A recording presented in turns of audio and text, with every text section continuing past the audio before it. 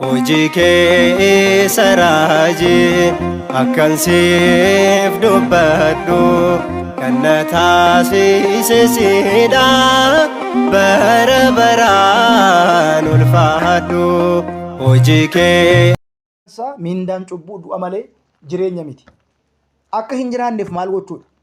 Addaam du'ni du'e sun du'a foonis du'a lubbuus du'e. Du'a foonii eenyumaaf hin hafu sun boqonnaa foonii jedhama.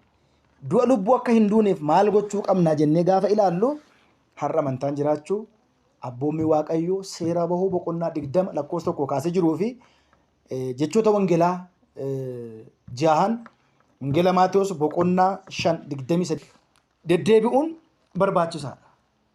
Kanaaf egaa amma gara lubaa maaliif deemnaa? Waaqayyoon luba muudee akka gaabbii nu galchu waan kenneef gara lubaa deema waan jedhedhaaf. Inni biraan immoo mootummaan Waaqayyoo waan dhiyaateef guyyaa dhufaatii Waaqayyoo hin beeknu. Akkuma Faaruu 49 lakkoofsa 2 irratti ilaallu እግዚአብሔርስ ገሃደ ይመጽእ Waaqayyoo ifatti ni dhufa jedhee akkuma dubbate kan qofa miti.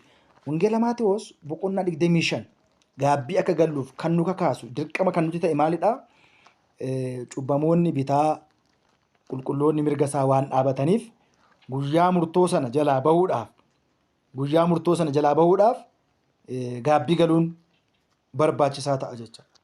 San yoo hin taane egaa maal jedha isin yaa eebbifamtoota abbaa koo addunyaan erga uumamte kan uumame si olitti gala isin qulqulloota abbaa koo isin immoo jireenya barbaraa kan ta'e gannata koo dhaalaa jedhee kan dubbatu sana beela'ee beeluu na baastaniittu dheebodhee dheebuu na baastaniittu keessummaa ta'ee na simattaniittu hidhamee na gaafattaniittu dhukkubsadhee na gaafattaniittu jedheetu guyyaa sana eebbifamtoota abbaasaa warra qulqulloonni dukkana irra harka 7 yookiin immoo cilee irra harka 7 dukkanaanii qulqulloonni immoo ifaa ifurra harka 7 ifaniitu mul'atu jedha. Gaabbii kan galluuf har'as gaafa duunes gaafa jirus nu fayyada. Raajii Hisqeel boqonnaa 18 gaafa laaltu yaa cubbamoota darbitoota badii keessan irra deebi'aa cubbuun keessan gufuu akkasitti hin taaneef. Egaa ilmi namaa walitti dhufeenyi namaa fi Waaqayyoo kan inni citaa deemu yoo maal ta'edha? Yakka raawwachaa gaafa deemu. Ilmi namaa uumamaatiin ergamoota lama qaba. Ergamoota ifaa, ergamoota dukkanaa. Ergamoonni ifaa hojii gaarummaa inni hojjete kan galmeessan. Hojii gaarummaa isa kan galmeessan kan qajeelchan. Ergamoonni dukkanaa immoo yakka isaa badii isaanii kan galmeessan. Kun hunduu galmeedhaan dhiyaatee Waaqayyo fuulduratti murtoo ni qaba. Egaa waa'ee gaabbii waa'ee baay'ee kaasuu dandeenya.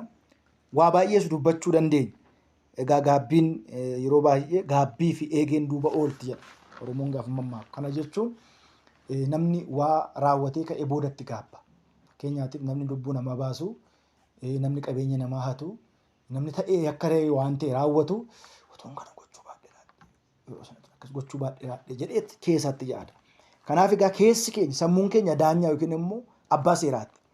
Yeroo baay'ee ilma namaa kontirool kan godhu amma akka saayinsiin jedhu lafee dugdaa kana miti. Guruu dugdaa kana otoo hin ta'in ilma namaa kontirool kan godhu sammuudha. Namni sammuu du'e waan raawwatus waan taasisus hin beeku. Kanaaf egaa gaabbiin kun gaafa gaabbii keenya himannu amantaan dhiyaannee gaabbii himanna. Sodaa keessa keenya balleessinee gaabbii himanna. Waaqayyo abbaa dhiifama akka ta'e barreetu gaabbii himanna.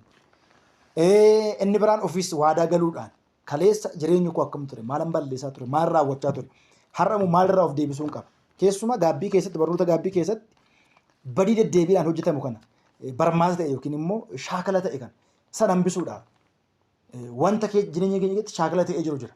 Wanti shaakala yakka raawwachuu haa ta'u cubbuu raawwachuu haa ta'u badii gochuu haa ta'u san hambisuudhaan kan kaleessaa dhiifamatti gaafannee itti soomnee adabbii isaa fudhannee fakkeenyaatti namni lubbuu baase keeyyata mootummaatiin adabbii mataa isaa qaba. Namni qabeenya namaati namni yakka ta'e raawwate waan ta'e saame akka mootummaa wanti jedhe kaa'ameetiin keessa sanaatti adabama. Akka mana Waaqayyootti garuu Waaqayyoo eenyu akka du'u akka itti murtaa'u hin barbaadu. Waaqayyoo wanti beekamuu qabu cubbuu malee cubbamaa hin jibbu. Yeroo tokko maal jedheen fuula Waaqayyoo dhaabadha? Maal jedheen isa kadhadha? Maal jedheen mana qulqullummaa sana? Maal jedheen sirna qulqulleessaa deemee kadhannaa qiddaasee xumuree sabara sana dhugee gala jennee keessi keenya maaliif yeroo tokko sammuu keenya nu komata. Sammuun keenya abukaatodha. nu komata waan ta'eedhaaf akkuma raajii Isaayyaas boqonnaa tokko sagalatti koottaa wal waqqasnaa wal komannaa jedhe akkuma dubbisan kana beekuun barbaachisaadha. Egaa gaabbii gaafa galluu dura of qopheessinee bilisa of goonee gaabbii galuu jechuun fuula of ilaalii keessatti of ilaaluu yookiin mastaawotii keessatti of ilaaluu maalan fakkaadha maal nama akkamiitan jireenya koo keessatti amantaa koo keessatti nama akkamiiti nama hojii akkamii hojjechaa jiru walitti dhufeenyi waaqayyoo waliin qabu immoo maal fakkaata jennee adda baasinee kana beekuu baruun barbaachisaa ta'a jecha yoo kan hin beekne har'a gaabbii galeen ture akkasidha 49 59 sammiti 40 maaliifan sagada 50 maaliifan sagada maaliif maal akka ta'eefan kan jedhu san adda baasanii hin beekne yoo ta'e egaa baadiyyaatti waanuma beeknu waan ta'eedhaaf 39 49 gaafa xumurtu kootu jedhu sana toon ta'in wangeelli maal jedha waa'ee gaabbii macaafni maal jedha waa'ee gaabbii Luqaas 17:11 maal jedha waa'ee gaabbii Wangeela Maatiyoos boqonnaa 4 maal jedha waa'ee gaabbii Raajii Hisqeel boqonnaa 18 maal jedha waa'ee gaabbii kana yoo beeknee barreetti dhufne ormas fayyisne ofii keenyaas fayyinee gaabbii keenya irraa qulqulloofna. Egaa abbaa gaabbii qabachuun waaqayyoo mata ajajee abbaa gaabbii maaliif qabanna waaqayyoon gara lubaa deemaa waan nun jedheefi furtuun mootummaa waaqayyoo harka isaanii waan jiruudha. Isin lafarratti kan hiitan samii irrattis akkuma Wangeela Maatiyoos boqonnaa 8 irratti lafarratti kan hiitan samii irratti hidhama. Lafarratti kan hiitan samii irrattis hiikamaa ta'a jedhee aangoon kana caalu hin jiru. Kana garuu hafuuraatiin. Amma fakkeenyaatiif iccitiin kun iccitii mana kiristaanaa torban keessa tokko iccitiin gaabbii. Gaafa kana jennu iccitiin gaabbii iccitiiwwan mana kiristaanaa torban keessa tokkodha. Maaliif iccitii ta'e? Fakkeenyaatiif hatamma fira kee ollaa kee maatii keetti kan himnu natti himta. Namni tokko haadha warraas abbaa warraasatti kan himuu hin dandeenye abbaa gaabbiitti himata. Waaqayyootu immoo arga. Duuba nuu kenneera. Iccitiidhaan waan raawwatamu atis wanta raawwatte sana anaaf waaqayyo si qofaa gidduutti waan hafuudha. Inni biraan furtuu inni jedhame sun manni kun amma qulfii mana kanaaf qulfii manattaanu garaagari. Kan kana banu sanan banu. Kan sana banu kanan banu. Kana jechuun lubni furtuu of harkaatii qaba. Dhimma kee irratti yookiin immoo yakka kee badleessaa kee irratti himatti irratti qaamni biraa karuma kamiin illee beekuu baruu hin danda'u. Paaswaardiin kan qolloofamedha. Dhimmi kee dhimma keedha, badiin kee badiin keedha. Cubbuun isaa cubbuu isaati, cubbuun kee cubbuu keeti. Saniin nagaruu waaqayyootu beeka dhimma kana. Waaqayyoommaa Ermiyaasiin jedhe gara haadha kee keessaa otoo sin uumiin si bareera jedheen ilaali. Waaqayyo bara akka nuti yaktuun akka nuti balleessuun wallaaleetiin wallaal. Garuu fayyuuf immoo isa beeksisuun barbaachisaadha. Wangeela maal jedha? Wangeela Yohaannis boqonnaa 5 irratti fayyuu barbaadaa jedhamiti. Lakki fayyuun barbaadu yoo jette dirqama hin qabdu. Lakki immoo nan fayyaa yoo jette immoo fayyuu dandeessa. Egaa akka barsiisee mana kiristaanaatti waaqayyo eenyuma dirquun bitee hin beeku. Eenyuma dirqee bichisiisee gaabbii galchiisee hin beeku. Inni guddaan maalidha? Sammuun kee yoo si komate, keessi kee yoo si ceepha'e gaabbiitti galtaa. Yoo si ceebboo baate immoo hin naanna'ee namni gaabbii hin galle mootummaa waaqayyoo dhaalaa hin dhaalu. Mootummaan waaqayyoo dhiyaattee otoo mootummaan isaa hin dhufin gaabbii keessan himadhaa qulqullaa fayyaatii ta'a akkuma jedhu kana beekuun barbaachisaadha. Egaa caqasa bakka danuu si kaasuu hin danda'a. Sun jireenya siif hin ta'u. Lapheen kee ammam amanee, lapheen kee amanaan dhufte. Keessi kee amantaa waan jiruuf ammam sodaa qaba. Har'a akkuma jiru kanatti bor waamamuu hin danda'a. Har'atuma jiru bor waamamuu dandeenya. Garuu immoo maal qabadheen gara waaqayyoo dhaqa. Galaan barbaachisaadha. Sinqi kan jennu sun ati too maan qabanne gara waaqayyoo dhiyaachuu hin dandeessu.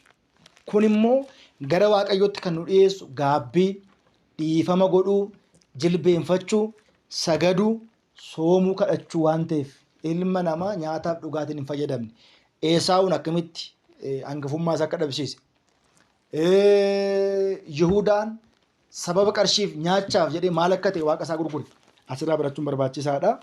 Egaa inni guddaan amma kana waa xiqqoo yoon sitti himee seerri isaa maal fakkaata?